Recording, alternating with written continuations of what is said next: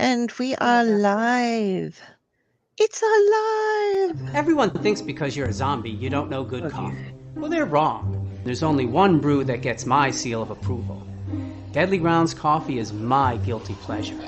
The aroma is so intoxicating. It brings all of my neighbors out of the woodwork. Deadly Grounds coffee. Coffee to die for and zombie approved. It's good to get a little deadly. Use the front door! Oh, they're so disgusting.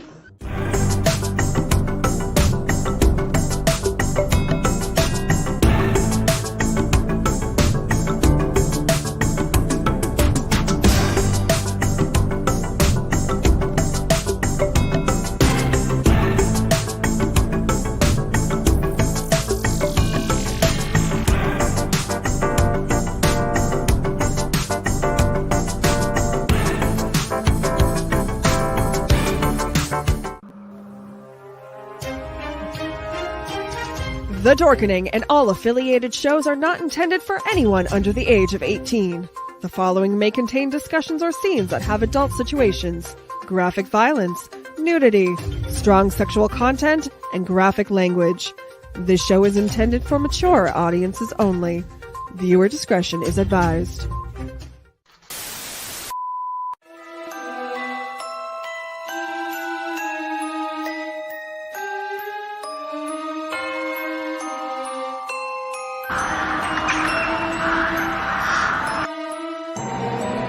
Steve Van Sampson, Curtis M. Lawson, Paul Christian Glenn, Joshua Rex, Raz, Rob Smith,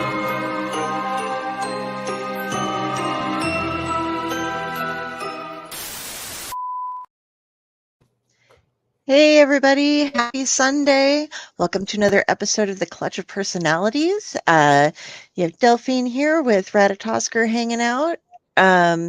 He's not drinking tonight. He got very hungover this weekend, so just none for him. Bad squirrel. Got Fred over here, and today we are interviewing an awesome author from down in Louisiana. He has written some beautiful, dark, lovely stuff. Blaine Daigle, everyone. So how's everybody doing today? I'm doing great.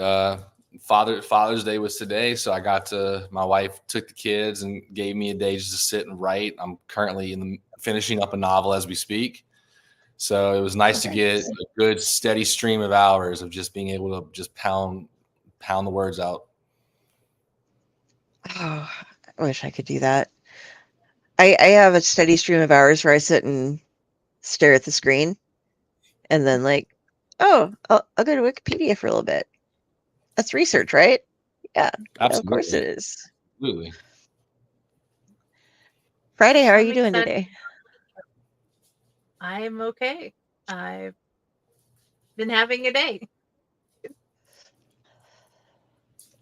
But all right. I'm definitely glad to meet you, Blaine, and I'm looking forward to when you come on my show as well. Absolutely. That's right. You get him twice on the Ally Network. Hi, Tom Dog. Blaine has written a few books now. We have A Dark Rue, as well as I'm trying to get all the names. A Dark and Endless Sea, and The Broken Places. And each of us have read some of all of them, and all of some of them. So I just finished up his most recent, which is A Dark and Endless Sea. And I have to say that and I've been listening to The Broken Places, and I'm in the middle of reading A Dark Rue. And I was really expecting, with somebody from Louisiana, A Dark Rue was something I was like, oh yeah. And then when I started reading A Dark and Endless Sea, I was like, how does he know cold? He lives in a place where it is eternally warm and you are covered in sweat because, I'm from Nebraska and it's been 90 with 50% humidity. So, it's you kind of step outside and die. But every time I go to New Orleans or anywhere down in the South, you step outside and you're just breathing water. Like Pretty my much, yeah. glasses, but you write the cold, and we do the cold here in Nebraska too. Nebraska has weather. It's what we do. Mhm. And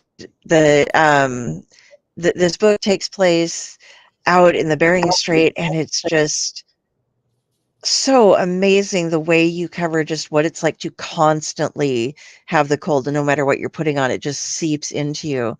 Um, I it fascinated me. So I guess I'm going to ask, like, I know that's a weird thing to start off asking a book on, but have you traveled up in that area in the north, or spent winters somewhere where you've gotten to experience a lot of the cold? Or No, the farthest I've ever traveled north was Chicago. But one of the things that I think a lot of people don't know about living on the Gulf Coast, especially in like Louisiana, is that when we get like our 2 weeks of winter at the end in December every year, because the air is so humid, it makes our, like, let's say like 45 degrees, it makes it feel like it's like 25 degrees just because the air is so saturated. So writing something like A Dark and Endless Sea, when you're on the Bering Sea and you've got, moisture in the air being blown off the sea by the wind and the waves and all that, it creates a very similar feeling, significantly colder, I would assume. But so yeah, I've never traveled that far north. I just did a lot of research. I listened to a lot of people, and I listened to a lot of people specifically when I wrote my first book, which is set in the Yukon, which is, also up there with the cold. I listened to people who did live in that area talk about the difference in, okay, the cold up there versus the cold somewhere else. Mhm. So a lot of interviews went into me just sort of learning what that cold is like. Yeah, because we get into like this. I think this winter alone, we had some where there were nights where it would get down to the feels like it would be like -15, but feels like -40 and Yeah. stuff around here. It's the cold that kills. You don't want to be outside for more than 10 minutes, or you're losing skin because Yeah. it's just going to fall off. But the reason I was focusing suddenly, like right off the bat, on the weather is because the character goes through the constant coldness. Hey, Stefan.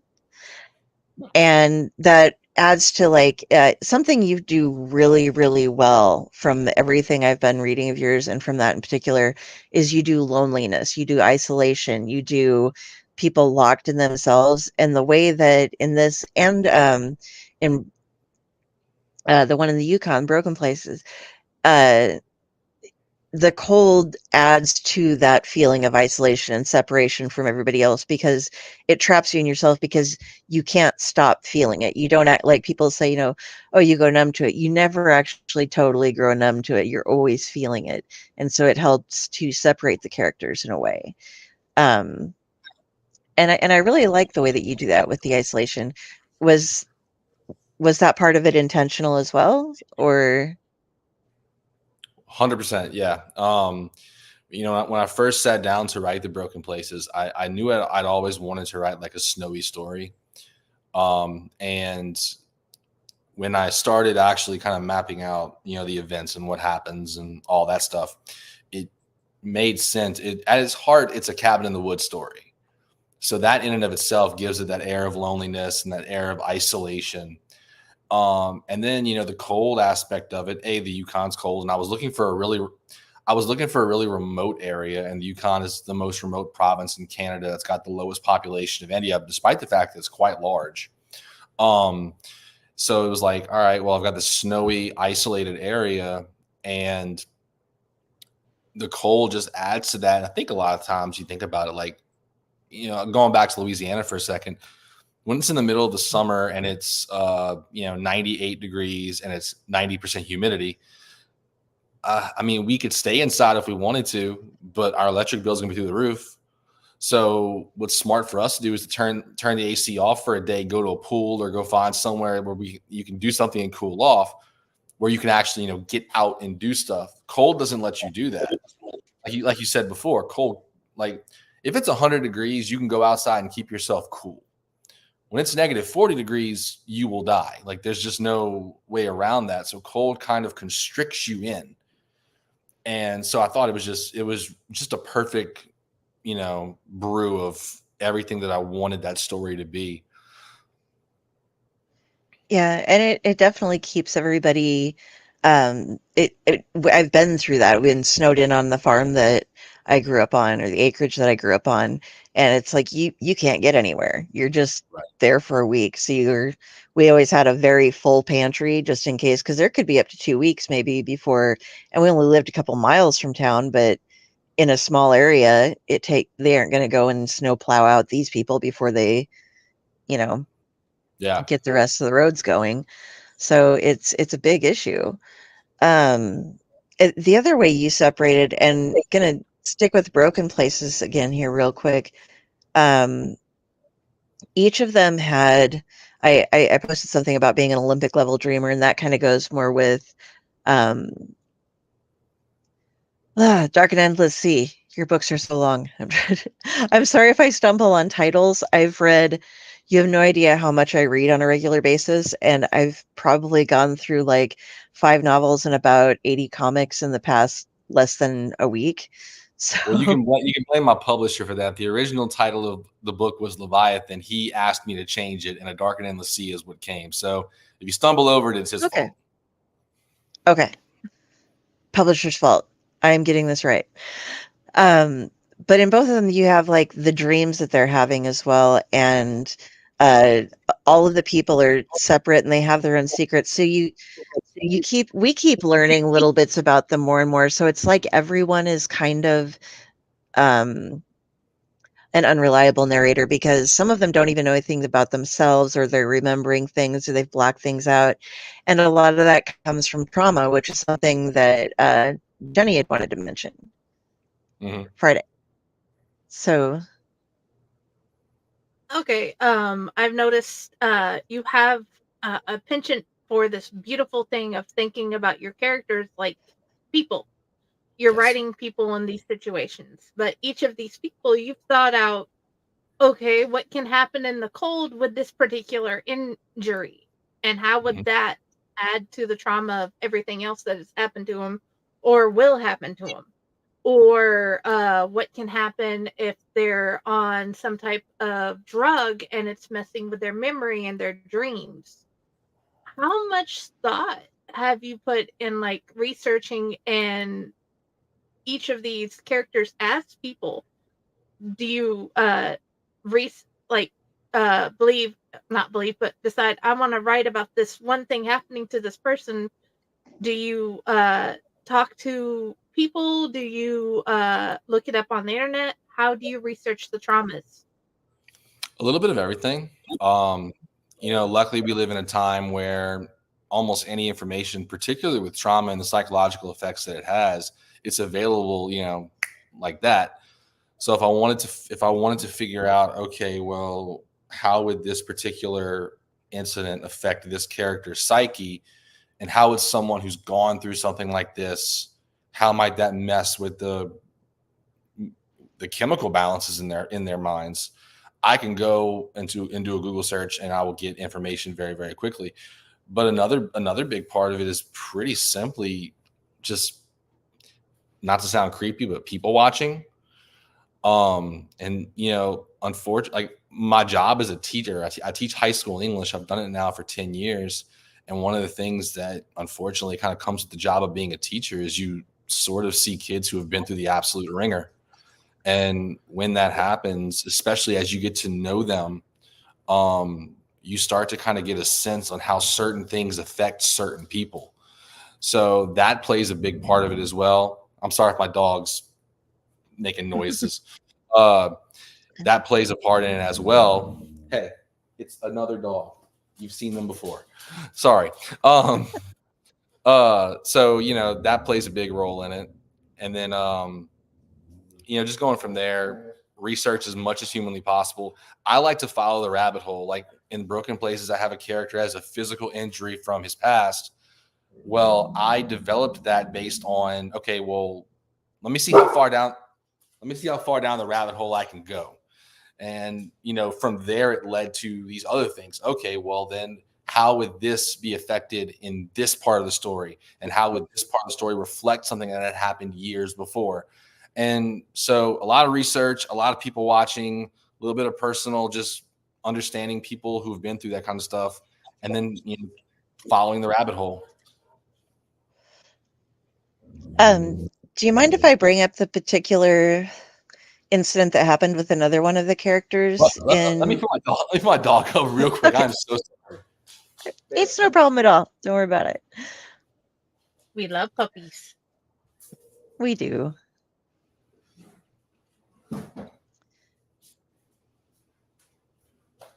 We are fans of the animals here on the Owlite Network. Sorry, we have rabbits in our backyard that the dog thinks are like the devil. So, My mom has a little mini half Jack Russell, half Dachshund, who weighs 8 pounds, but is all about defending the neighborhood until she actually has to come face to face with something. But if it's out that window, that pup is, I am the protector of everything. So right, totally understand. I'm so sorry. So, what was you talking about bringing something up? There was a particular incident in that keeps haunting not the main character and not Sean. It's Noah, right? I believe. Right, correct. Can I mention what happened to him, or would you rather not? Because that's kind of a spoiler.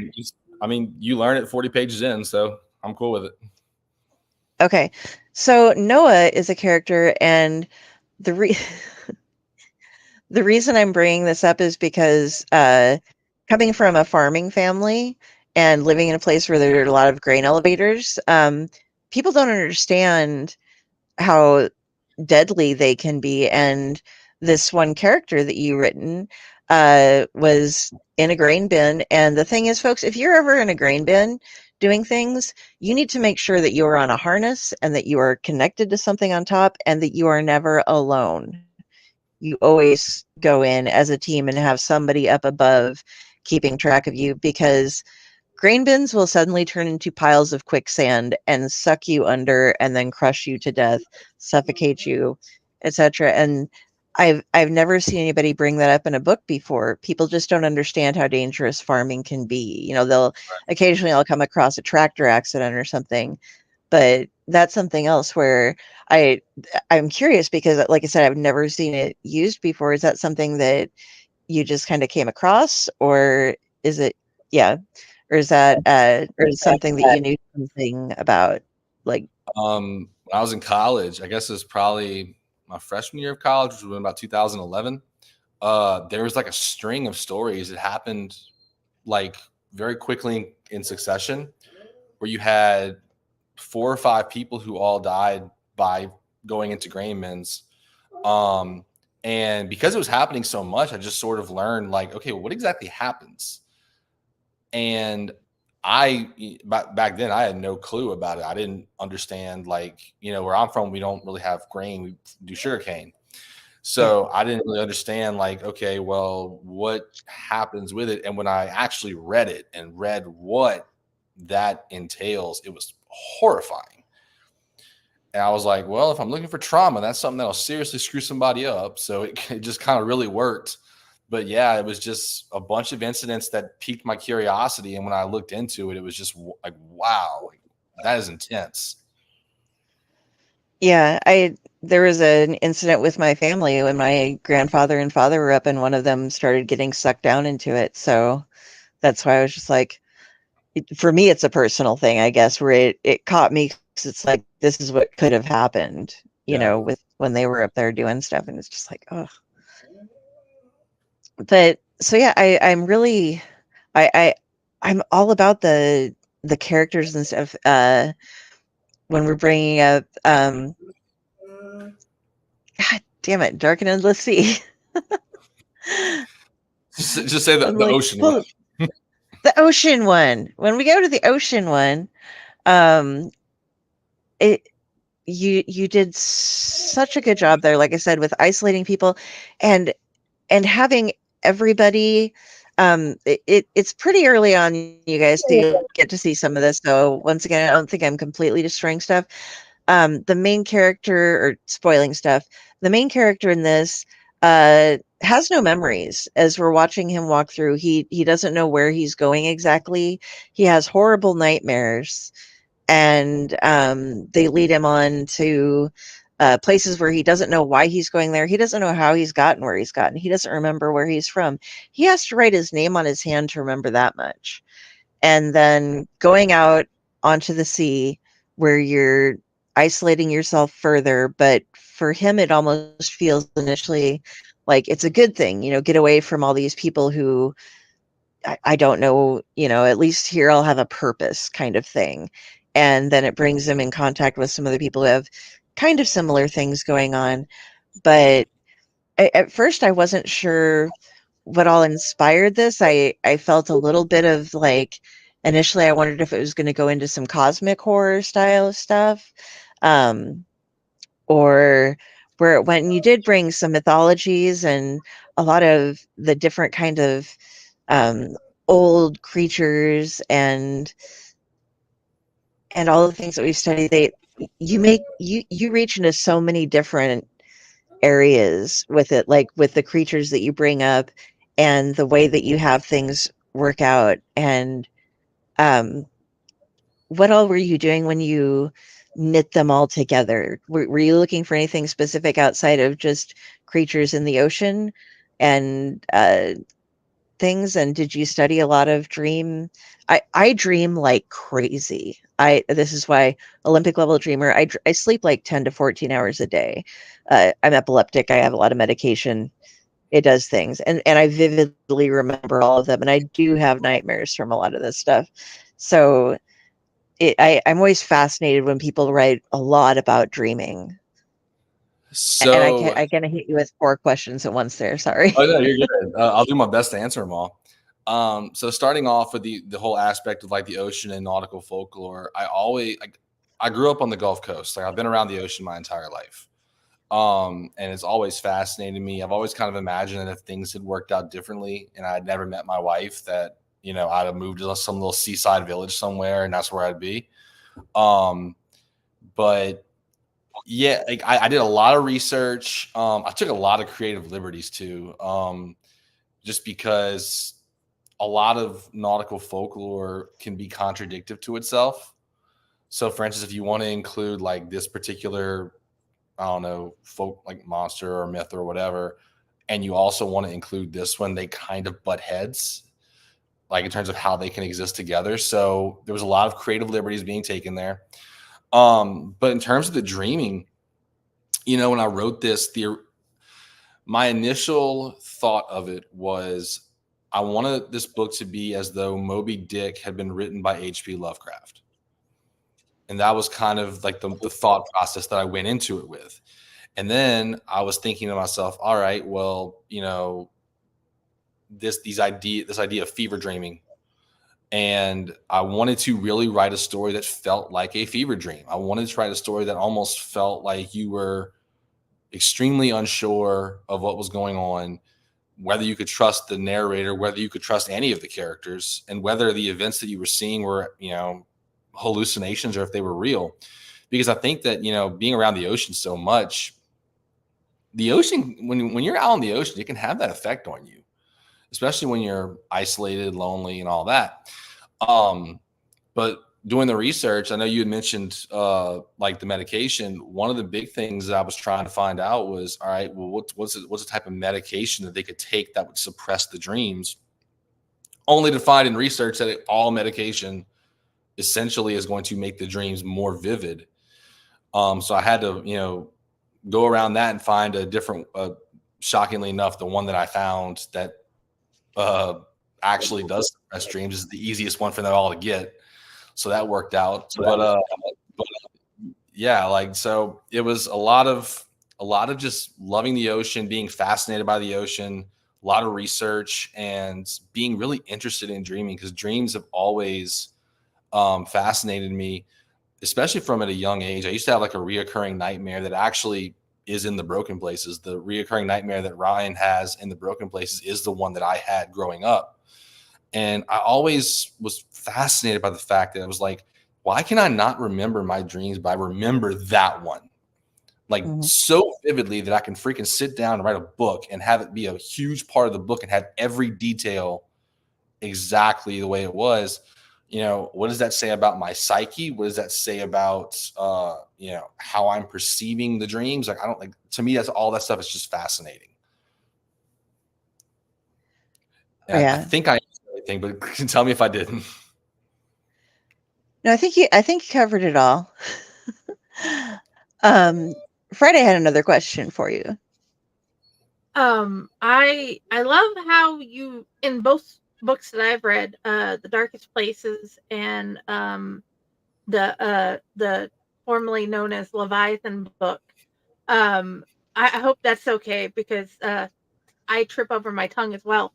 You're good. Your characters are aware of themselves. They also are aware of what they think the other characters are doing, how they feel and think.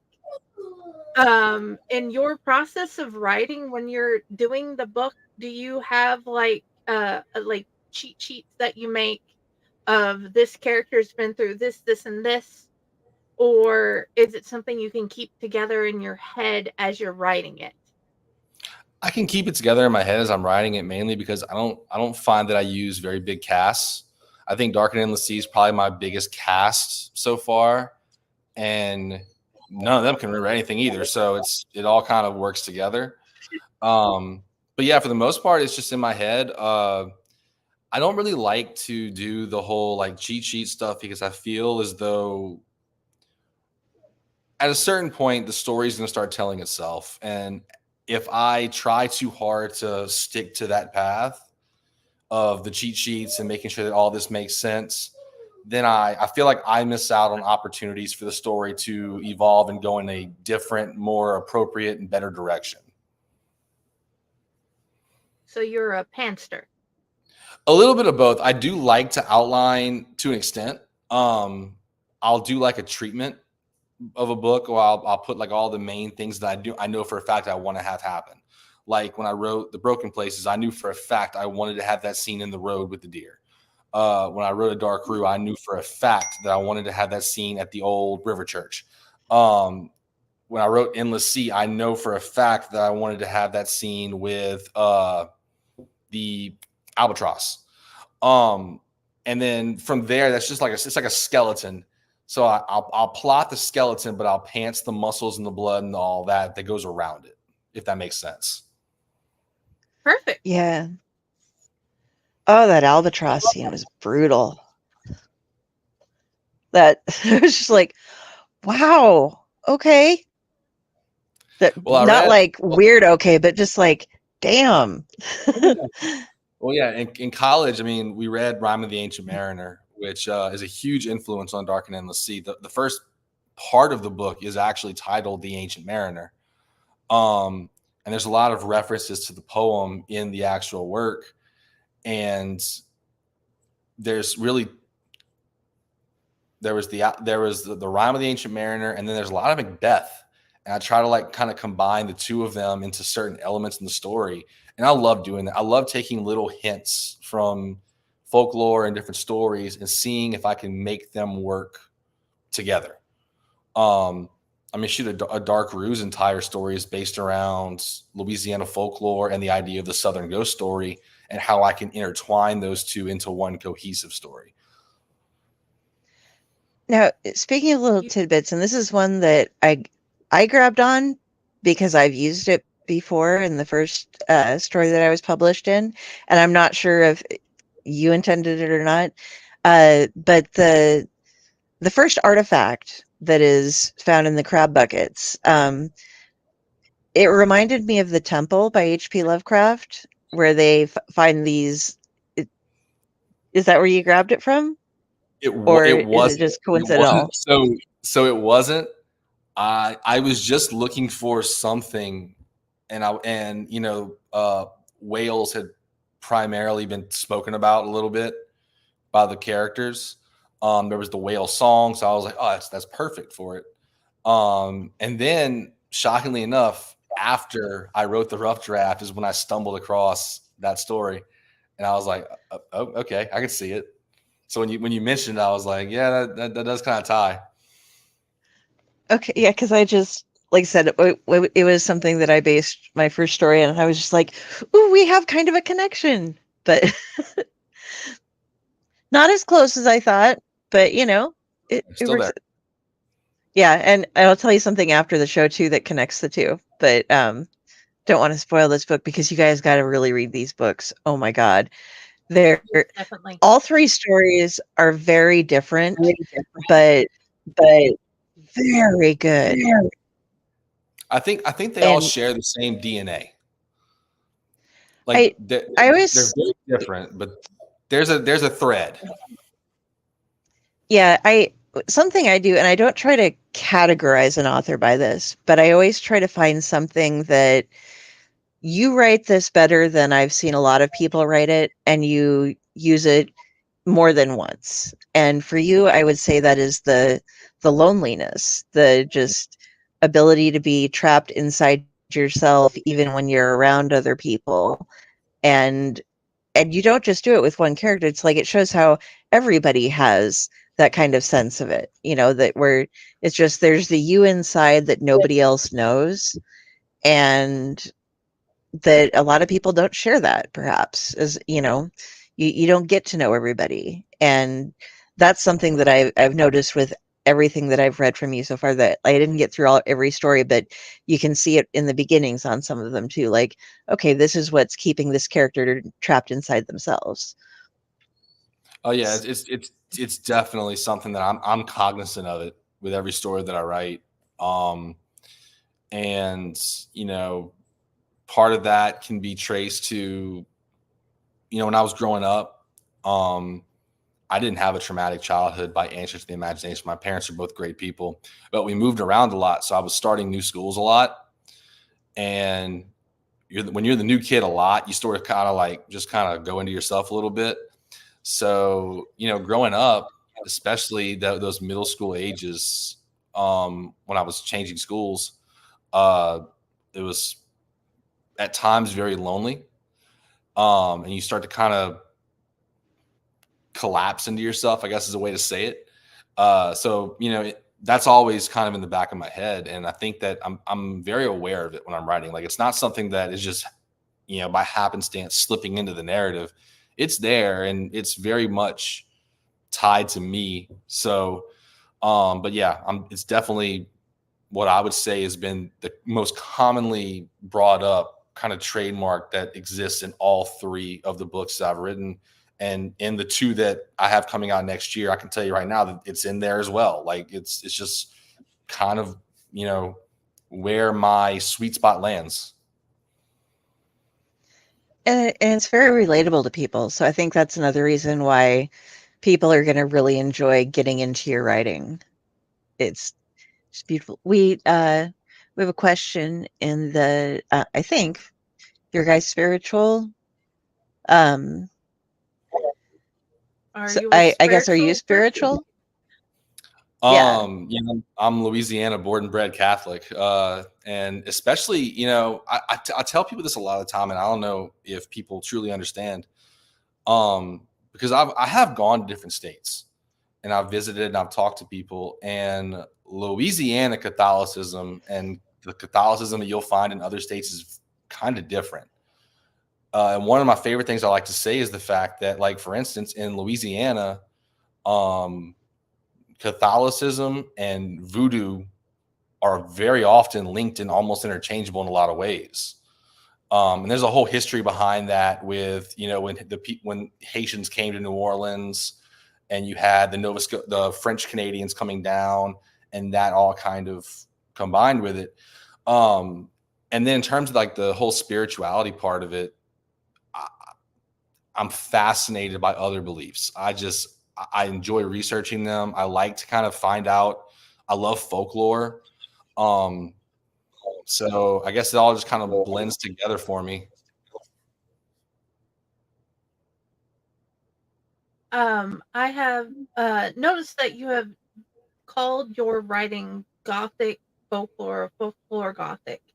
That is a new term to me, and I was wondering if you could expound on what it means for you. Yeah, absolutely. So, the Gothic style of literature has always been probably my favorite. I love good old fashioned creepy ghost stories, abandoned castles, all that fun stuff. Um, and the book that, I'll put it this way: when I went to college, one of the things that I absolutely despise about writing programs at college is how much they like to look down their nose at genre fiction and kind of sit on like a high horse and act like, oh, this isn't real literature kind of crap. And the problem is that when you're around that enough, you sort of start to believe it. And when I got out of college, for a while, I wasn't really reading horror. But the book that got me back into horror was Adam Neville's The Ritual, which is folk horror as it gets. And I realized how much I loved this and how cool it was, and these ideas of like, these other cultures and these other belief systems, and the really, really neat and interesting ideas that they have. And one of the coolest things I find is that if you take all these religions and all these, different beliefs across the world, how often you see their beliefs kind of intertwining a little bit, and you start to see commonalities peeking out. And I thought that was really interesting, which is something that does come into play with the Broken Places, especially. And when I wrote The Broken Places, I set out to write a folk horror novel. That was the goal. What I found was even doing that, the Gothic elements seeped in. And then when I sat down to write A Dark Rue, my entire purpose was to write a Southern Gothic ghost story. And what I found then was that the folklore elements started seeping through. So I kind of realized that for me, it's like Gothic folk is just a really good way of describing, where my mind goes and the kind of ideas that I have.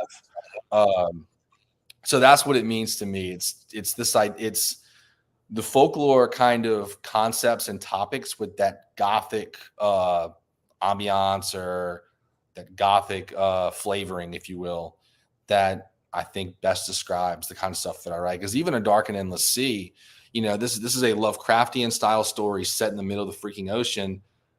But in a lot of ways, I wrote the ship like a haunted house.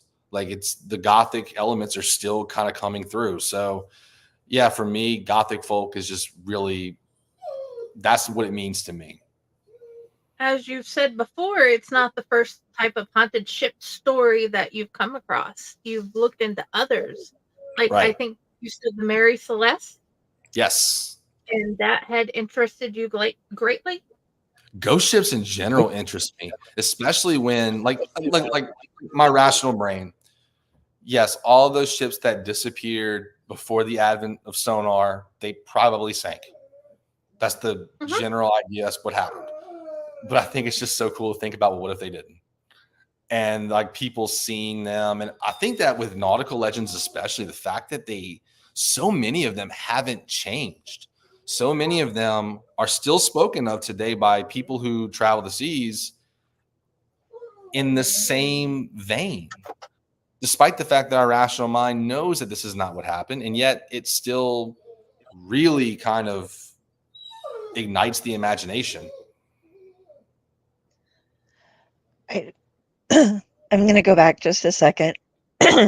You were talking about the religious stuff, and I had to like pause and grab something. I couldn't find it right off the bat, but step away for 1 second, please. I'm so sorry.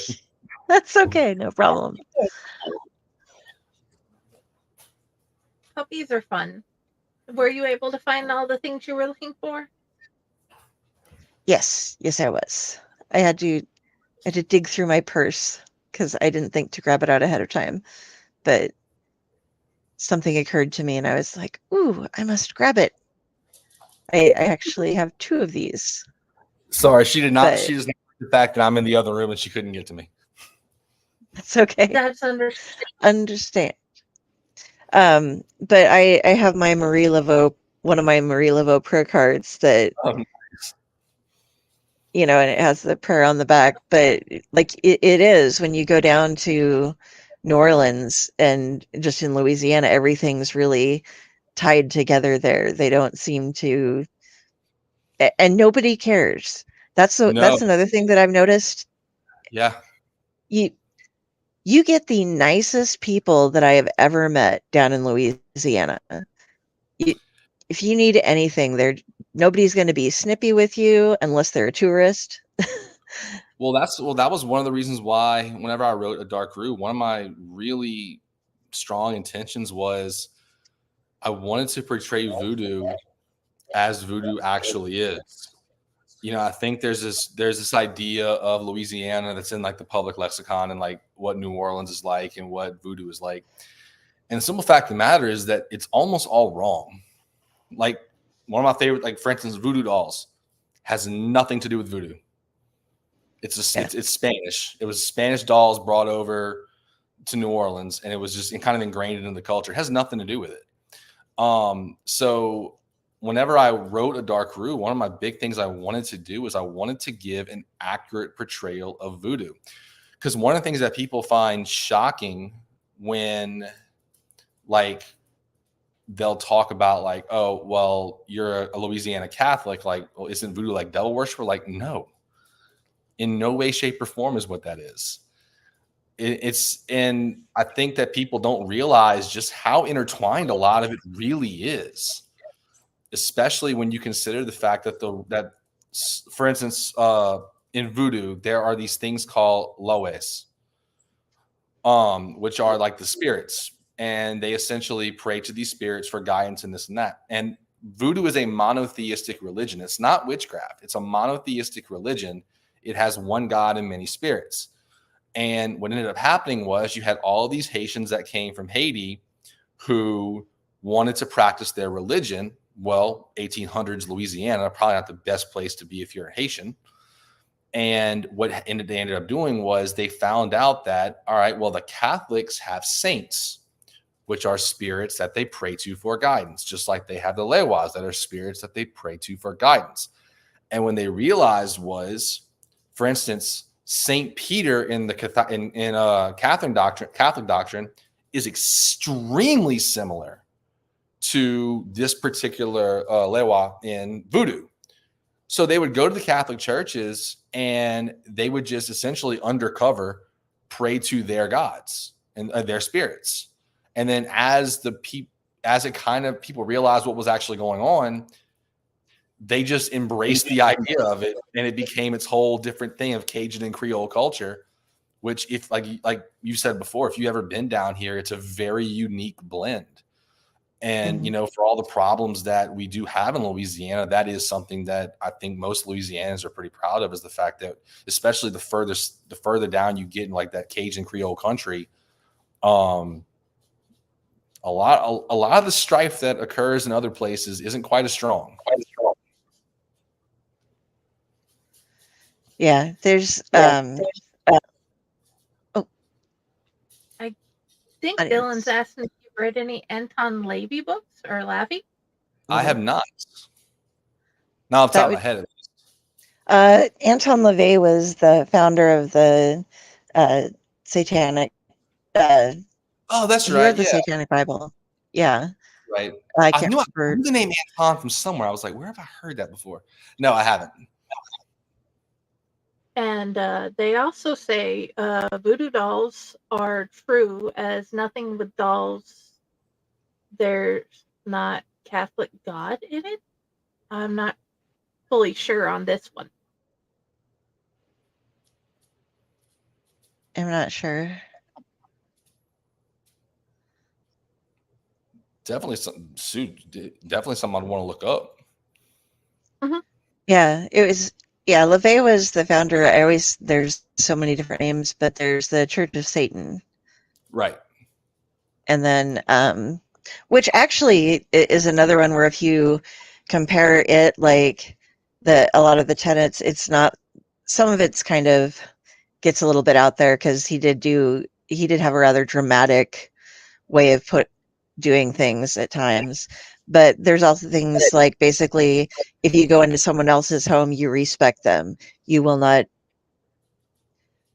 hurt people. You will, I don't want to say some of the, I think we can get in trouble for some of the words on stuff, but you do not force yourself on someone. You do not do these things. You do not hurt children. So it has some tenets in it as well, where it's like, okay, people don't realize, they just assume that it's like, oh, we're gonna go murder babies naked in the woods or something, and it's like, no, no, no, that's nothing to do with this. And the same way you're saying with the saints, and like, it's like, oh, we're praising Mary. Actually, we're doing Israeli, but same Right. thing, just a different name. That's all we got. Different name for. And it does, like, the New Orleans voodoo versus traditional Haitian voodoo is slightly different as Yes. to It's it. a unique blend. Yeah, it's very interesting. The other thing I wanted to bring up about the Dark Brew, and I'd mentioned this to you prior to the show. The Andrew Ward, who he's amazing. If you guys check out New Orleans stuff, he's a really big historian for stuff. He's a younger guy as well, and he's just very. He was writing a paper when he was the tour guide that I had, and it was basically comparing New Orleans to a third world country. And when I was reading some of the stuff in A Dark Brew, like a lot of just how run down things had gotten, and a lot of it I know is because of like the hurricanes and things. And when you keep getting hit over and over and over, it's just hard to keep rebuilding and keep quality. But there's a huge population in Louisiana that is very, very below poverty level, and there's a whole culture for that that's going on. And like, um the lack of education that a lot of people, I'm not, as a teacher, I'm sure how. That's right. I'm fully aware. Yeah. And it's not something that people even really look down on so much. It's just an accepted part of, yeah, we just have a lot of people that, there's the homeless thing, or you start off in that book, she's a social worker, and dealing with so many kids and so many drug problems and things like that, and just people who are lost through the cracks constantly. And I appreciate that you had included that. I haven't finished that one yet, but in the book, because you're giving a real taste. And I know that other authors have done it. When I went, I'd read enough Anne Rice that when I first went down to New Orleans, I actually kind of knew my way around downtown a little bit. Like, and now that I've been there a few times, I can walk you through places all on my own. Do not walk on Bourbon Street, by the way, guys. No, it's bad. not Go if you down to value. Royale. Yeah, go to Royale. It's like a block away, and it smells 400 times better. Yeah, I think a lot of times people forget that the French Quarter is bigger than just Bourbon Street. Yeah, Bourbon Street is now like t-shirt shop, shots, t-shirt shop, shots, t-shirts, Yeah. t-shirts, ladies standing on a cooler handing out body shots or vials of things. And it's like, just skip Bourbon Street. It's really not where you want to be. There are better places. Yeah, and honestly, there's the French Quarter, but Frenchman's District is quite nice as well. Absolutely. Sorry, totally going off on something. But Friday had another question for you.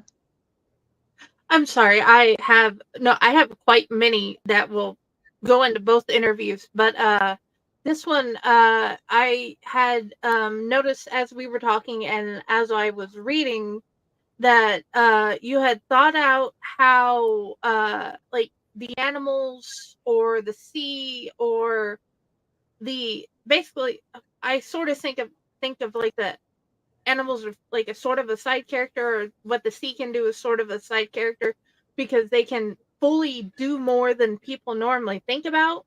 But also how the gods or goddesses or lower or whichever spiritual being that you have chosen to be part of that world that your story is set in, how one should respect it, and if it's not respected the way it is put out, it has shown it likes to be respected, it will come and back and let you know there is a problem. How much of this was did you add as your own world, and how much of it did you take out of stuff you've studied uh, around Louisiana and other theologies? I mean, Louisiana for a dark root was pretty simple. It was, that's where I grew up. It's my folklore, if you will.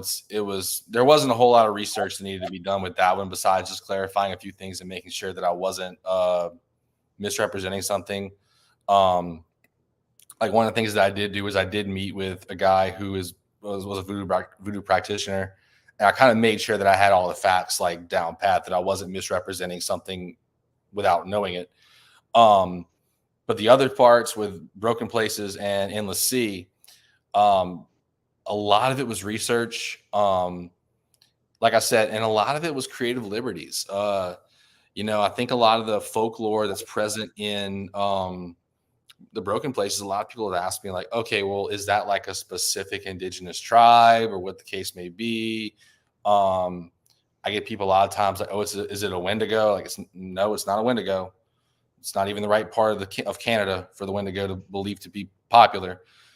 Really and truly, what it is, it's a combination of Slavic folklore, Russian folklore, Yukon folklore, all kind of blended into a specific, what it ended up being.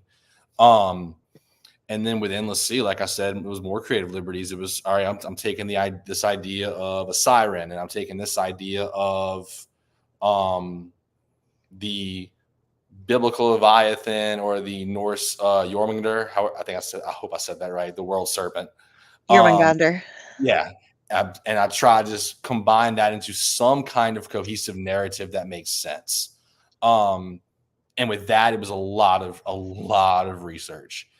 Especially trying to make sure that I didn't have conflicting ideas, where I didn't have a situation where, okay, well, this thing is behaving a certain way, and yet that contradicts what the folklore says, if that makes sense. Because I forgot who it was that I read this from. I wish I could remember his name.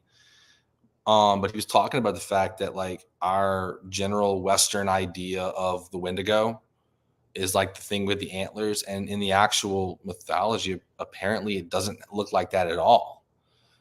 And so I was like, I want to avoid that. I want to avoid trying to take, because I mean, think about it, when you're doing folklore, you're looking at other people's beliefs, other people's religious viewings.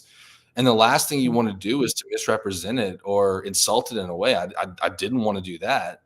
So I thought it was best for me to kind of just create my own folklore from these little bits and pieces taken from everywhere else. But to do that took a lot of research and a lot of very careful planning to make sure that, A plus B does in fact equal C. And I love how you put your spin on the sirens, how they would see the sirens and what the sirens would do. Yeah, that was hard, especially because one of the things that I learned is that, we had this idea of like the siren is like the mermaid, but that's not actually how the siren was originally intended. It was like a bird. And I was like, well, that doesn't exactly work for my story, so I guess we're going to just go ahead and stick with a mermaid. But yeah, it was just, I kind of took it and I said, all right, well, how can I maybe do this a little bit differently? And the way you pulled things with combining the mythologies and being like known as this, known as, depending on where you're from, they're known as different things. And because there's that, some beliefs that a lot of different mythologies are just takeoffs of each other, and like, or that every mythology or folklore belief system has like a trickster and a death and a beauty and different types of creatures, that they might be a different creature in each one, but they all have a similar symbolism that holds them together. Everybody found these same aspects of nature and aspects of life that they decided they needed to be represented as a physical being of some sort. Right. And so you have like the monkey god who's a trickster in one religion is Coyote in some other ones. Right. So Exactly. Hanuman, that's the monkey god. Forgive me. Don't play any tricks on me tonight. I've been reading his stuff. It's gonna scare me. I I love to go. What? I said Blaine's already given me nightmares. I accidentally fell asleep while listening to Dark Places, and the animals came through my front door, and I'm like, "What?" And it turned out just to be Josh letting the cat inside. I mean, I'm saying in Broken Places, some of the scenes in there with the animals, just like, the fuck, dude. Okay, Well, a lot of I that love actually it. a lot of that came from, when I was a senior in high school was when Deepwater Horizon out in the Gulf of Mexico exploded, and they had that massive oil spill, which basically made going to the beach. Like, if you're from this area, summertime, if you're going to go on a vacation, you're probably going to Gulf Shores, Pensacola, you're going to the beach. Well, we couldn't do that summer because all the beaches were roped off because the state officials were doing their best to try to keep the oil at bay, and it was just destroying ecosystems. So I was a senior about to go off for college, and my family wanted to do one last trip before I left home, and we went to the mountains in Georgia, and we're at this cabin. It's super remote, and one night it was like 2 a.m. or something like that. I got up because I was thirsty, and I walked downstairs, and the cabin had these big old tall windows. And I walked to the fridge to get like a drink of milk or something like that. And I turned, and as I turned, a deer for some reason was just standing outside one of those windows and just looking in. And it was like scared the living crap out of me. And then not only was it scary, but I just looked at this stupid freaking deer just looking at me. I was just like, okay, why aren't you going away? Go away, please. This is getting unnerving. Please go away. So eventually it walked off, after God knows how long. And it was just like, I don't know what it was, but there was something unnerving about that deer just lingering there. So when I wrote The Broken Places, I was like, that's got to go in the book. Like, there's no way it can't. Oh yeah.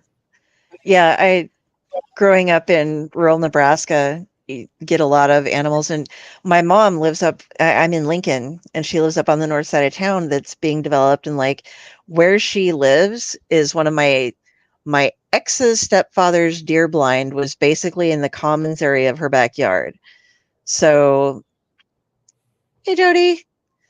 So there are deer up there. There's one group that will feed the deer and the turkeys, because there's a gravel road that you can take up to get to her place. The rest of it's developed, but there's certain sections of it that are left off, more wooded and stuff, because some of the wealthier people own big chunks of the land, and they've left a lot of it wooded in that place. And so we'll go take the drive, and we always go to see if we can see deer and see if we can see turkeys. There's certain times of day that you're most likely to see them. But we've also seen, like, we weren't sure because there have been sightings of coyotes and bobcats up in the area, but you saw something chasing a deer, and the way it lopes was very different and low to the ground and stuff. And when people came out with that song, What Does the Fox Say? Fox is terrifying. It doesn't ring a ding ding or whatever the hell it does. A vixen shriek will scare the shit out of you if you're sitting outside at night. The first time I ever heard we call them panthers down here. It's mountain lions, cougars, pumas, however you want to call them.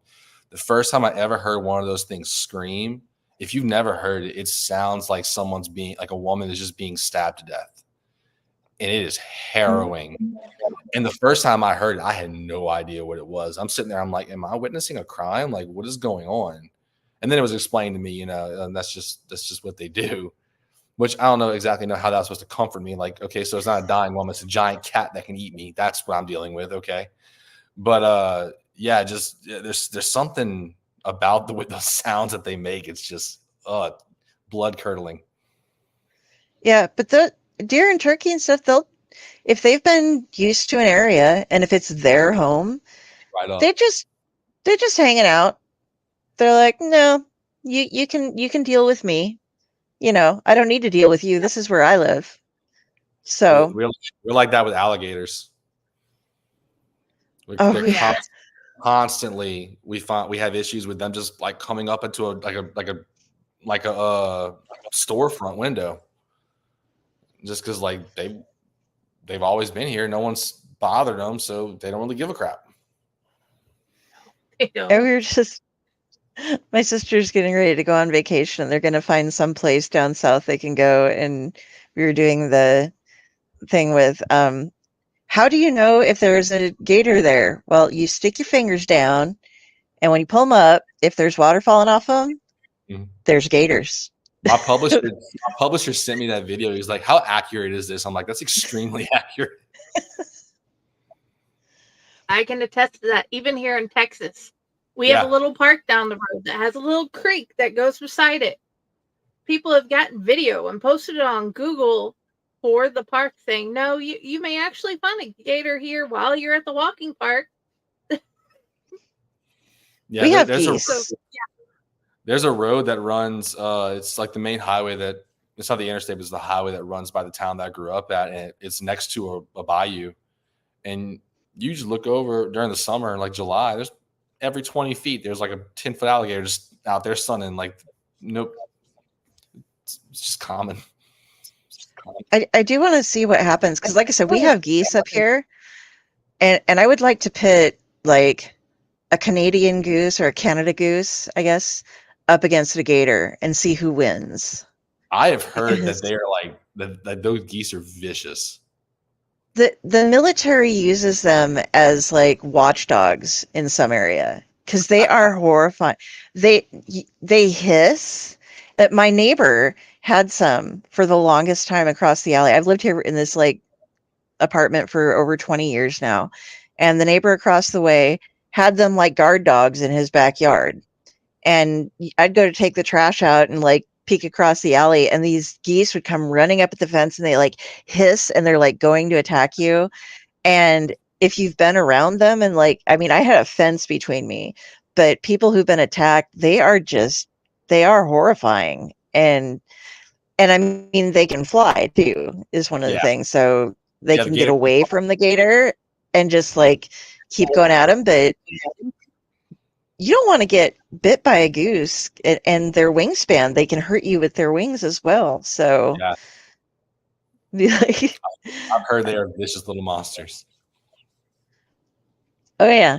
I guess it wouldn't really be fair to like, I mean, like, I would like to see how it plays out, but I don't want to be one of those people who are like, okay, let's make a cage match where we have attack. Well, and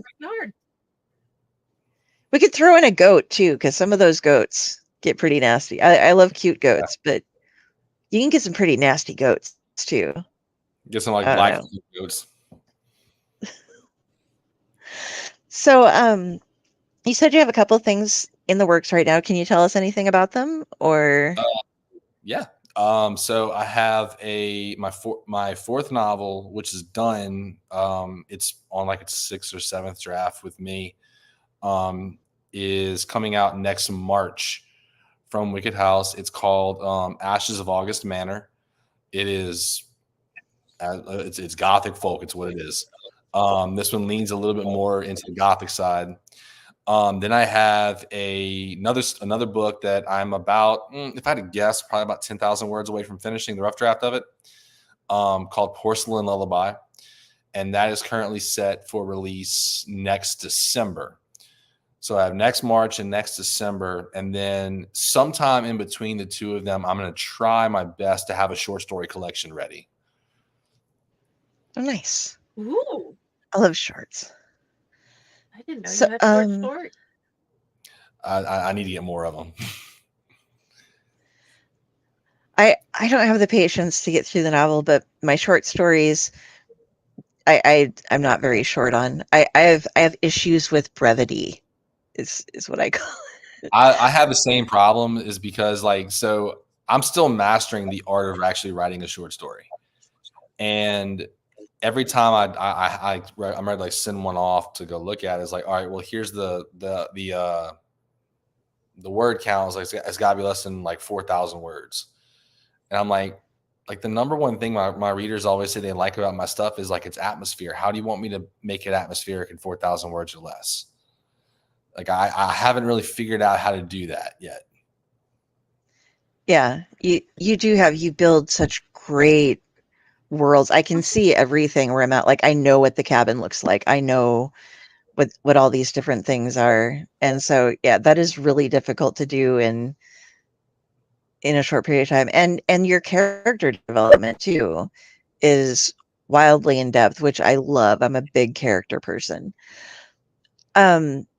We need to do a quick ad break, and then I'm going to jump back to some questions. And if you happen to have a reading for us, that would be awesome. I'm not sure if you had anything prepared or not, but we will find out, guys, in just a second. And don't forget to comment, because I will be giving away a copy of A Dark and Endless Sea at the end of this show. And so get ready for the ads and make sure you comment so that you are entered in the drawing.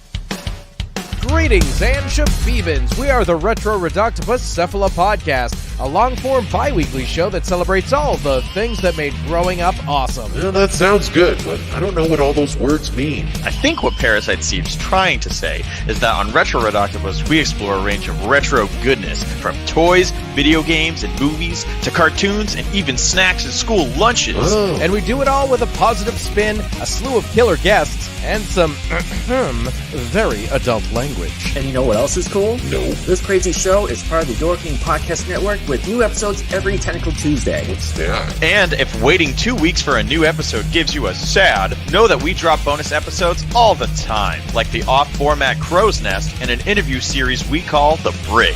You can listen to Retro Redoctopus on Apple Podcasts, Spotify, Stitcher, or any app that's cool enough to carry the only show that celebrates all the things that make growing up awesome.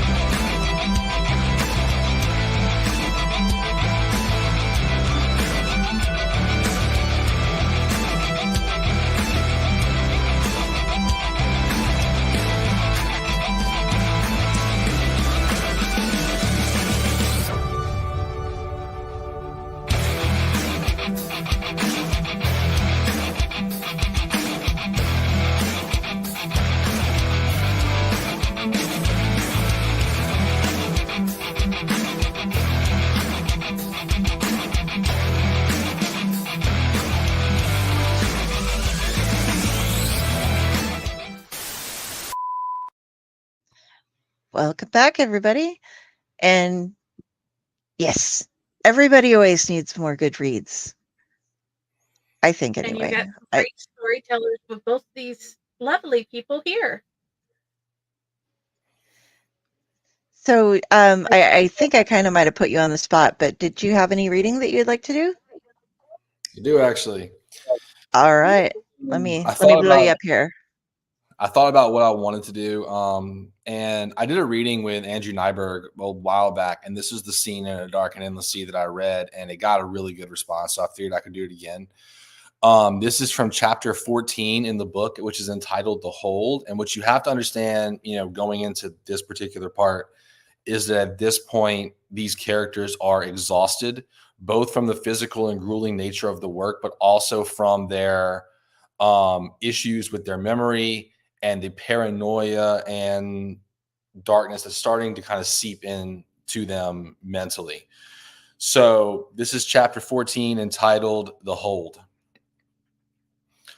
Another dull gray sky, another rough sea, another exhaustive day.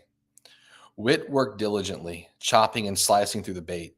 His gloved hands were now accustomed to the work, his fingers slipping and turning. The memory fused into his muscles. How sad it was, he realized, that his muscles held more memory than he did. That the fibers of tissue running through his frail body felt more real, more corporal than he did. The knife in his hands more an extension of himself than his own limbs. He shook the thoughts from his head. It was the weariness speaking, the exhaustion overtaking him both physically and mentally. The sea was rough, the waves roaring as they slammed into the side of the Sonia. The old hull absorbed each blow as best it could, but there was no complete relief from the sea's violence. The wet, cold kiss of the Bering Sea cut through the air in intermittent splashes that soaked the deck. But even as the sea raged against the interloper vessel, Whit found himself in a trance. Each slice of the knife brought the blade closer and closer to his hand, and yet he only watched the glinting metal rise and fall, pull and glide. No change made to its pattern, no adjustment in the name of safety. The same every time. The boat lurched as a wave slammed into its side. The sudden impact broke the trance as the edge of the blade sliced through the thick outer fabric of the glove. A warm sensation erupted beneath as the cold metal dug into his now exposed skin. He didn't cry out, didn't even feel pain. He just stared at the crimson flow erupting from the cut. Jesus, Whit! Justin ran over to him, balancing himself against the rocking and swaying of the boat. Whit looked down to see the sheen of water atop the deck below him, now stained red and spreading out across the dock. Justin reached him and yanked off his glove. The bloody mess pulsed as pain slowly overtook the adrenaline in Whit's system. Is it bad? Justin held Whit's hand up and looked at it closely, the flaps of skin angling just upward at the split. It's not good, said Justin, but I can stitch it up. Justin, I need you over here, called Riley from across the deck. He was pulling up a pot and struggling with the angry fits of the sea. Shit, said Justin.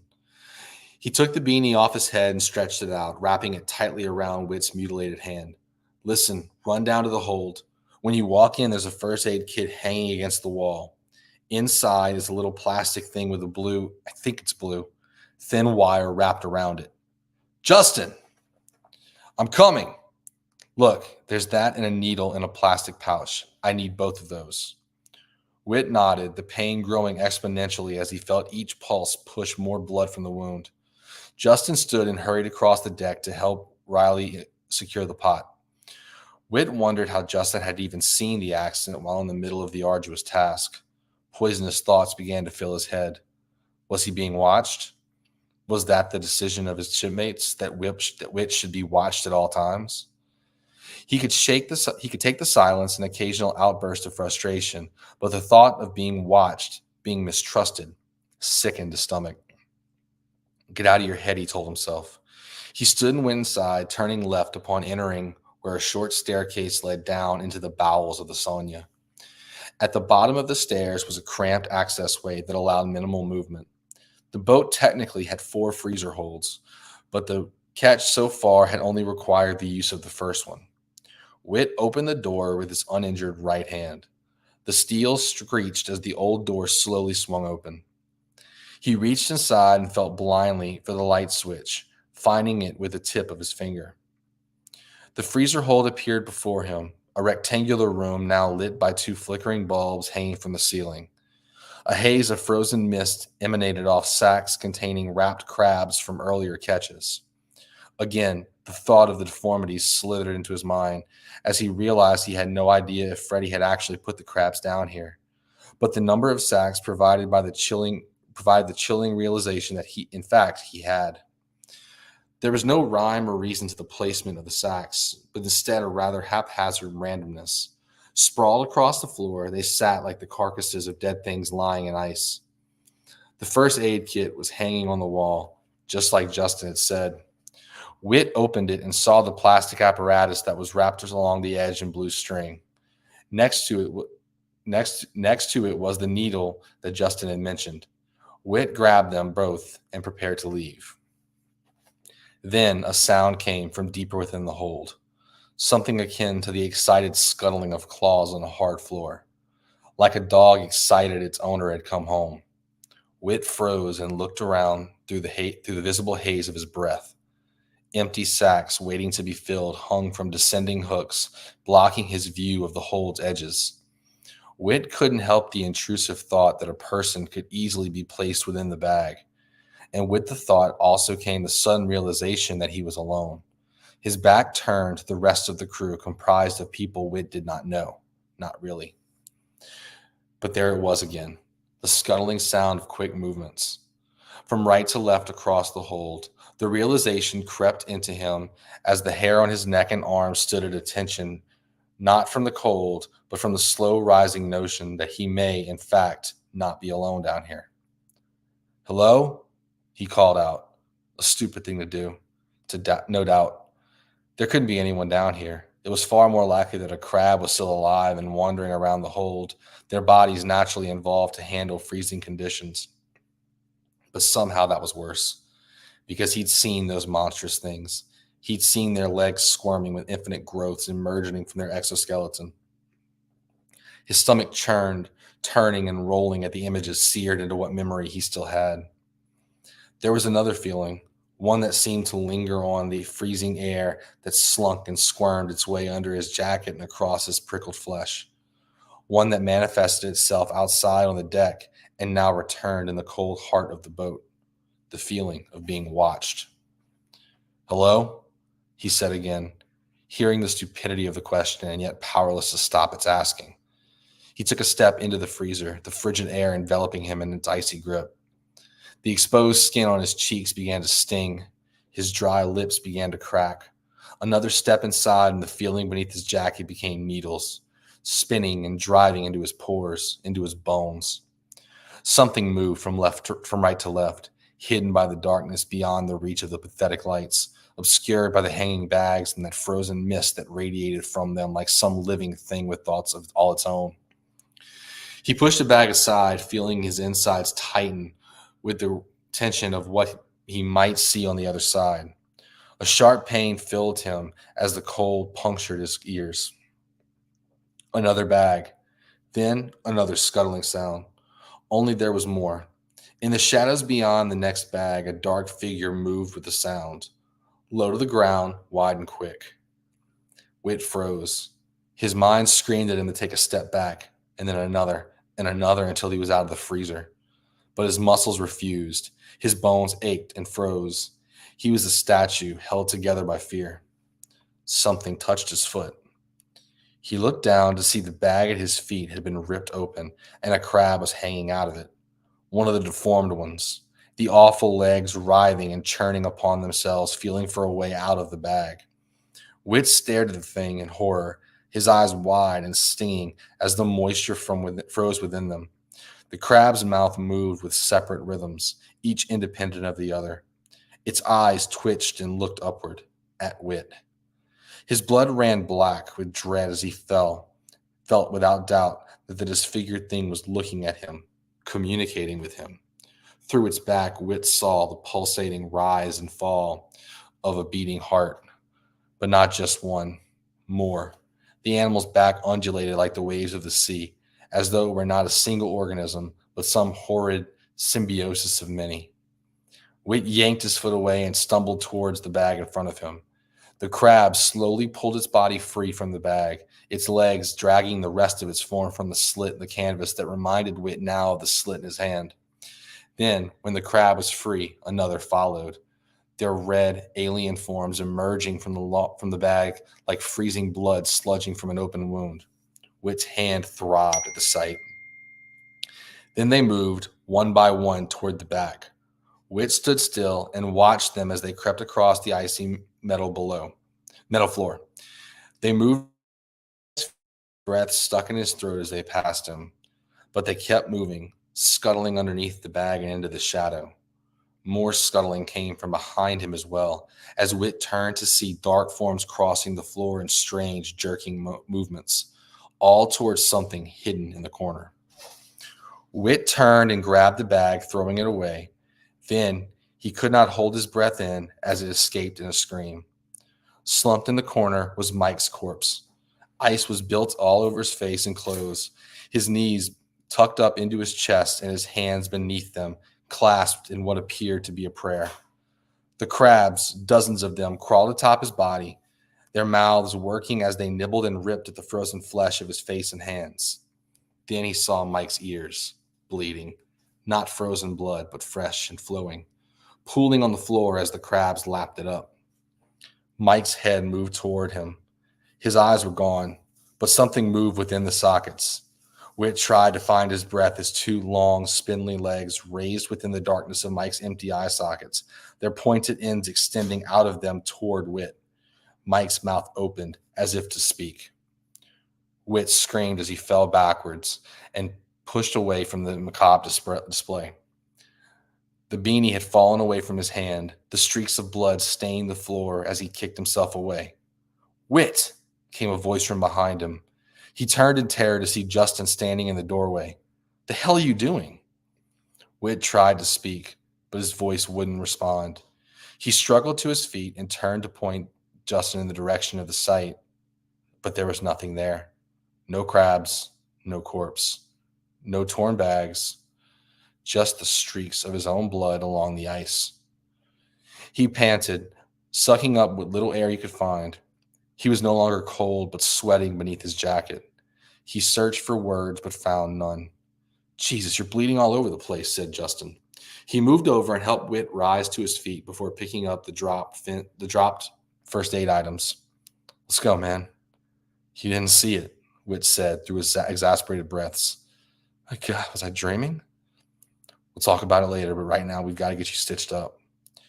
Justin led Whit from the freezer. As the door closed, Whit took one last look inside. In the frozen space, the bags of crabs slumped on the floor, and empty bags drooped from their hooks. All except for one. One bag near the back left, the last one Whit had pushed aside. It didn't slump, but hung with weight, with mass, as though something heavy were hidden inside it.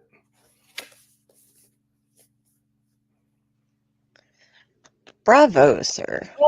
I do. That is a great example of how you were saying you build things and it's hard to write short. That's so much. It's just described there. It's beautiful. Yeah. When an epic storytelling gives me a complete visualization. Thank you for this. Yes. Jenny, did you have some more questions? Just the comment. I love how you are, how you make the characters feel, how you can feel like you're right there next to them. You're feeling what they're feeling. You're feeling what they're seeing. I love how you can help us put ourselves in the situation they're in by how you tell the story. That has been a wonderful thing over the last few days. Well, I guess it's been more than a few days since you gave me your first story and I had to go find the others. Well, thank you. I appreciate that. Thank you. Yeah, going through their journey with them. Now, I had a question for you, and maybe it might require, I'm going to ask kind of one question that's kind of generalized, but as an English teacher, Do you how do you encourage your students as far as both their reading and their writing goes? And what kind of projects do you give them and outside encouragement and things like this? Because I know you said also beyond being a teacher and an author, and definitely a reader, do you also kind of mentor, as you said that you moved around a lot and got to deal with the new kids or the outsiders? I'm kind of throwing a lot of you at once, but it's like, how does your role as a teacher work with your life outside of it? Um, I live in a very small community, and the truth of the matter is, we really don't get too many new students. So in terms of like mentoring, if or talking to new kids, and I'll be honest with you, I don't usually get too many. Um, in terms of what I try to do in my classroom, my approach has changed over the years. I've tried to adapt to the kids changing, and kids have absolutely changed. This particular year, the year that just ended, was by far my hardest I've ever had in education. Um, it's kind of hard for me to assign things because I would love to assign. There's a lot of things I would like to do, but unfortunately, right now, our current educational climate that does things like the kids are all using AI to write their papers. You see, just plagiarism that's not even hidden anymore. They just do it out in blue, and they don't understand why they can't do it. And when you tell them, they get mad, and a lot of times their parents get upset too. Like, well, I don't understand why it's a big deal. But occasionally I'll have like maybe 2 or 3 kids who will come up to me and start, picking my brain, ask me questions. And with them, a lot of times what I try to do is just tell them, look, write the most honest story you can. We live in a very artificial society right now. And one of the things I think that people crave, I know I crave it, is authenticity. And I think people can tell when you're being authentic. And I think people can tell when you're full of crap. So when you're writing, try to portray, what is happening, or a character, or whatever the case may be, in the most authentically you way possible. Because the truth of the matter is that these stories are not really unique. I mean, I told you before, this story was conceived as if Moby Dick was written by H.P. Lovecraft. We're all telling very similar stories. The magic is in the way that different people are using their own voice to tell those stories. So for a lot of these young readers and young writers that want to pursue this, it's, find the way that works for you, that you feel your voice is most authentically present in whatever it is that you're writing. It's not gonna be the same as everybody. I tell people all the time, like, you'll see comments on like Facebook groups like, hey, when does this get good? Or, I don't want a slow burn or something of that sort. And I'll happily tell people, I was like, look, give me 50 pages. If I haven't grabbed you by 50 pages, you might just need to put the book up. Like, it might just not be for you. You might need to go find someone that's more quick pace. Maybe that's the voice that you find, appealing. But for me, I think I don't consider my book slow burn, but that kind of dread slowly building, kind of the way that chapter is structured is very much how I view writing, and how I feel as though, when someone reads a book with my name on it, they know that this is the kind of story that they're going to get. And this is the kind of storytelling that they're going to get. So for my students that are curious about it, it's, hey, be as authentically you as you possibly can. If that means you want to slow it down with details, slow it down with details. If that means you want to speed it up and write like a quick, fast, like James Patterson style, like just get it going, hey, do that too. There's nothing wrong with it. Tell your story in your own way. Wear your influences on your sleeve. Just be authentically you. And then in terms of like just regular class stuff, I can't answer that because I'd have to get my kids to actually do the assignment first before I can give them any kind of feedback. And that's a chore in and of itself at this point. I'm sorry. Half of my family are teachers, so I can kind of relate with the struggle. I did tutoring and discovered that I could never be a teacher, because as a tutor, at least they are interested in learning, but even that is so difficult sometimes with people. And sitting in classes and watching a teacher struggle, and then knowing that I have to take their students afterwards and be going through stuff and just being like, I actually saw a teacher lose it once and say, okay, most of the time people say there are no stupid questions, but there are, and you're the one asking them. So please quit wasting all of our time. Come to me after class if you have any questions. And it was just like, wow, okay. Like when somebody just breaks like that because they had so much pressure on them, We've all I had just that. know I couldn't do it. We've all had that moment. I'm not gonna sit here and act like I haven't. I think, I mean, I've said before, I'm like, that is a really dumb question, and the kid knew it was a dumb question, that's why he was asking it. So I mean, it's an extremely hard job. That I don't think I really don't think a lot of teachers get the kind of credit they deserve, especially like I'm not even in like a really rough situation. Like my school is not a bad school. And I know people that are in legitimately rough places that just give it their all every day. And like, God bless them. I don't know how they do it. Yeah, and like you're saying with the conditions that everything is in now, with everything has to be a certain way, with politics has entered the schoolyard, Yeah. and that's made everything really rough. And just all the tech, when I didn't even think about AI being used for cheating, because and how do you check that? I mean, you I can, mean, like I'll put it this way, like the way that I usually check it with AI, especially, AI likes to pick out like words that it likes. And for some reason, I don't know why, but whenever these kids were writing an essay on, it was an essay on Henrietta Lacks and the Gila situation. Myriad was the word that it loved. So I got like 20 essays with the word myriad. So I literally stood in front of the class and I was like, I will literally give the entire class an A right now if one of you can tell me what this word means. And they just stared at me like I had lost my freaking mind. They didn't even know the word was. They didn't know why I was asking the question. I'm like, because y'all used it in every one of your papers. wow. And some of them forget That, to even take some of them even forget to take the hyperlinks out of the essay. That part's always funny. oh God, that floors me. Okay. I I'm so sorry. That just has to be horrifying to go through. This is why we It, write horror. exactly. Speaking of why you write horror, what was your inspiration to begin being your own writer? From Jody. Whew. How much time you got? So However much you need. I've always loved reading. I like to joke around that I was a child of Scooby-Doo and Goosebumps. And at a very young age, I really just devoured books, and I loved them so much. And I was always thinking up stories. I would even I used to sit there and I'd like trace the outline of the book on a piece of paper, and I'd like draw like a really crappy cover and like put my name on it, and like what the title of my book would be. And it was like, kid's dream. And as I got older,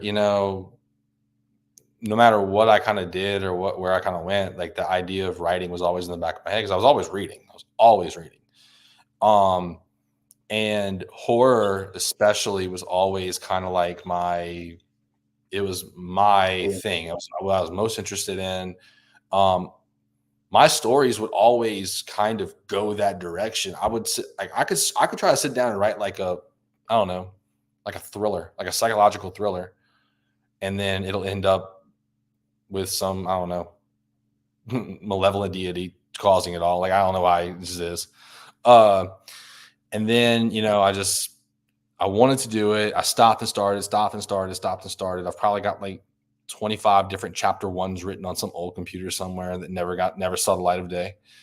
And then, as the world starts to kind of, you change as the world moves on. And I was just convinced that it was a nice little dream, but it's time to get real. It's time to, face reality. Even though I had this idea in my head of this story that I wanted to write, which was the broken places. And then COVID happened, and all of a sudden I found myself with a lot of time. So I was like, all right, well, I'm in my house. I'm not going anywhere. We were teachers, so we got off in April. And then even when we went back to school, we had like this weird like staggered schedule. We were off on the Wednesdays. It was a virtual day. So I had all this time and I was like, well, shoot, man. Like, I mean, if you're ever going to do it, this will be the time because you have the time. So I just sat down and, I would write till 2 a.m. because, screw it. I don't have to be up at 6 o'clock in the morning. So, and then that process, writing that book, it was just like, it kind of opened my entire mind up. And I was like, oh my God, I really like doing this. Like, even if no one buys this book, like I like doing this. And so from there, then all those stories that I'd been churning around in my head for years, a decade or more, just started pouring out. And now I get to write them down. So I guess the inspiration would just be the fact that I always love stories. I'm from Louisiana. We do a lot of storytelling down here. Both my grandparents were tour guides. So they were always telling stories about the areas around where they grew up. I spent a lot of time with them on like tour buses in the back while they were giving their tours. And, one of the things that is, like we're in Louisiana, so you have a lot of plantation tours, and a lot of plantations are like really dark places when you look into their histories. And, my grandparents never, danced around that. Like my grandparents' house was less than a mile away from the Myrtles plantation in St. Francisville, Louisiana, which, if you don't know what the Myrtles is considered one of the most haunted houses in the United States. It's a plantation home.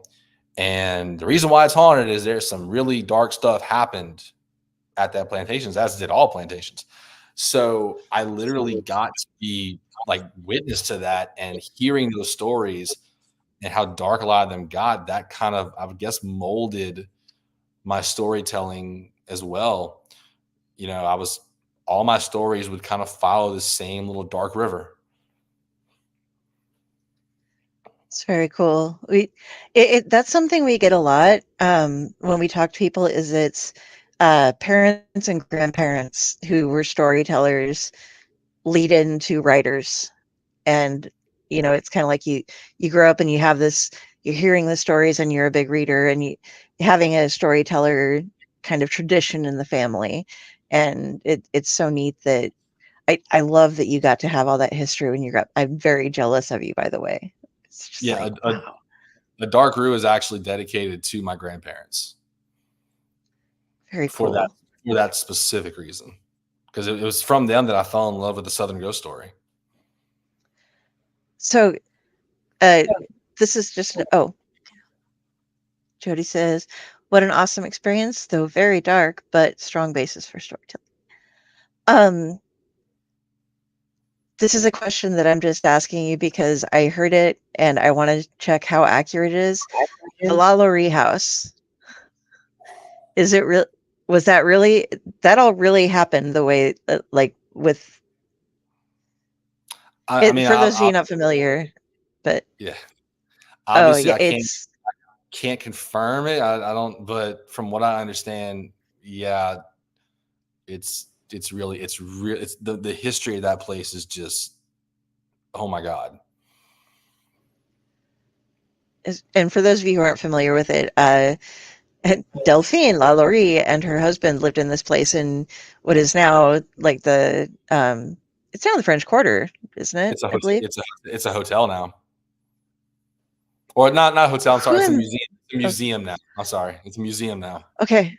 I was gonna be like, who in the hell would stay there on purpose besides me? It's something, if you might be familiar with it because Nicolas Cage owned it for a short period of time, but it is an incredibly haunted house that pretty much anybody who's ever owned it has ruined them. And the reason it was haunted was the original owners took slaves and kept them in the upstairs, chained to things in the attic, and they would also chain them to the rooms that they worked in and stuff so they couldn't escape, and experimented on them, did like really fucked up surgery, just really messed up people, and ended up like somebody said fire so that when they had a party going, so that people suddenly were going in and realized what was going on when the firemen and such went in to try to uh, rescue who they could that was in there. They discovered this and they rode out took a carriage and escaped. And as far as I know, that was nobody saw from them again, but they were Yeah, the almost. story that I always heard was that the house was, when they were living there, the house was still considered haunted by the locals because the locals didn't know what was going on in the upstairs, and they would hear screams and not realizing that it was the chained up slaves. Like, they would think that it was like ghosts, and that's why the house had that reputation. It wasn't until the fire that they realized, like, oh my God, this is what's actually happening here. And yeah, just got in a carriage, rode off. But yeah, so if you guys like history, New Orleans, wow, you get a lot of crazy stuff going on there. But also, if you like mythology and different kinds of stories and the Gothic folk, you should read some Blaine Daigle because he combines it all together wonderfully. And it's so, as you were saying, you've been told, atmospherically wonderful. Your character depth is huge. Like I get to know each character in it. And some of them I might not have gotten till towards the end of some of the books, but because you kind of had in the Endless Sea, a couple O'Halloran and Freddie are slightly, you get a feel for them, but you don't really discover their full character towards the very end. But it makes it that much richer, I think, because of all the little hints and bits and bytes that you've put in as you go through. So, yeah, did anybody have anything else, or shall we see who wins the book? I have others, but I want to wait till mine. So yeah, I was gonna say you have your own show as well. Okay, we're going to pull up the giveaway. Oh, and Jody is definitely going to be reading some Blaine Daigle. All right, let's go through here. Ready to go.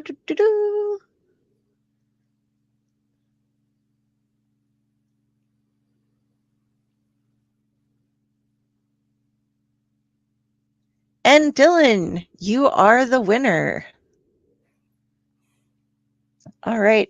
I will be going ahead and I will get your information from you so that I can get this sent to you at the end of the show. And, well, we're at the end of the show. But Blaine, where would you like us to find you? Where do you like to have people reach out to you at? And do you have anything like signings or shows coming up? I do, actually. So on August 3rd, I will be in Evanston, Illinois for the Books of Horror, Books and Brew convention that they're doing. And then the next month, that's going to be incredible, by the way. If you have the opportunity to go to that, it'd be amazing. And speaking on that, if you do have a copy of A Dark and Endless Sea, and if you go to my publisher, Wicked House of Publishing's page, and comment that you have it, you can be entered to win free tickets to that, which include tickets to the actual event, as well as being able to sit down and have lunch and talk with me. They're going to be doing a drawing for that tomorrow, I think. So hopefully, if you're able to get it in, that'd be great. And then the next month in September, I am going to be doing TBR Con in Tennessee, which is Megan Stockton's thing that she just started up. In both cases, I'm sharing a table with Andrew Nyberg, who is the author of Galatalk and The Mobius Door. Incredible writer, great dude as well. So yeah, I've got those two things coming up. I also have 2 audiobooks coming out. On the 25th of June, A Dark Ruse audiobook will be released. And then in July, I think it's July 16th, is A Dark and Endless Seas audiobook. So very busy summer coming up for me. Wow. And where do you like people to reach out at you? Best place is on my Facebook. I have Facebook, Instagram, and Twitter or X, whatever the frick it's called now. I don't really ever do much on there. That doesn't seem very active, but Facebook is very active, as was Instagram. Reach out with a message. I respond to everything that I get. I do love hearing from readers. I know some writers can be a little bit, off about that. But I actually really, really enjoy it. Also, if you're interested in signed copies, Facebook messaging is the best way to go. I have not mastered the art of the online store yet, so my website doesn't have it yet. I do intend to get that soon. When soon is, hell if I know. Whenever I can figure it out. So Facebook is honestly the best place to find me. Okay. And his links, as well as ours, should be in the comments up above, down below, to the side, in your head, somewhere, wherever you're watching from. They all have them in different places. Since Friday has the longest sign off, I'm going to do mine right now. If you would like to reach me, you can find me at Carrie Sanders, Kari. If you see a crow, that is me. And that links to all my author stuff, to the Owlite stuff, to my Splash Pages show, also here on the Dorkening. Tomorrow night we have Tomb of the Terrible. We're watching Dracula 3000 here on Owlite. Tuesday, we have Paul Kupperberg coming back on Splash Pages, so that's going to be exciting. We always love having Paul on the show. And yeah, that's all I have about me right now. If you contact any of my socials, with the exception of my main page, you'll be speaking with Friday, who is the best cosplayer of all of the Owlite Network's peoples, because she is all of us. And Friday, how would you like people to get in touch with you? Message me on Facebook. That's usually the easiest, but you can find me on Owlite. You can find me on Fake Horror. The next episode of Unprinted Pages, we have the amazing Blaine Daigle and Parker Levette, and we'll get to find out about their writing styles, what they have to say about a million amazing things. Probably not that many, but I'm so excited to get to talk to them. And we have so if you'd like to actually talk to me, come find Friday with the Library in the Blue Box, or my author page, Jennifer Elliott. And we have a new anthology out, the Owlite Menagerie, where Delphine and I and Raz and many amazing authors have stories in. And all of our proceeds go to the Pro Literacy Foundation, where they help people find the success they need and help them learn how to read. And they are totally amazing. So, yeah, reach out to us. Please keep track with us with the Menagerie. It is already on sale on Kindle. We'll be getting up the hardbound, well, on all ebook formats. Hardbound will be coming out soon. And please, please, please, we always forget to ask this, but we hope it isn't too much to ask for you to like or subscribe or follow us on whatever platform you're on. We don't need you to pay for anything. We just like to get those numbers up a little bit, especially if you have the time over on our Twitch right now. If we can get up to 50 followers, and we're well over halfway there, it allows us to do more interactive things with our audience, where we can let you kind of influence some of what we do there. We mostly use that one for our D&D podcast, but yeah, there's some gaming and stuff going on there too. So please like, subscribe. We love you guys.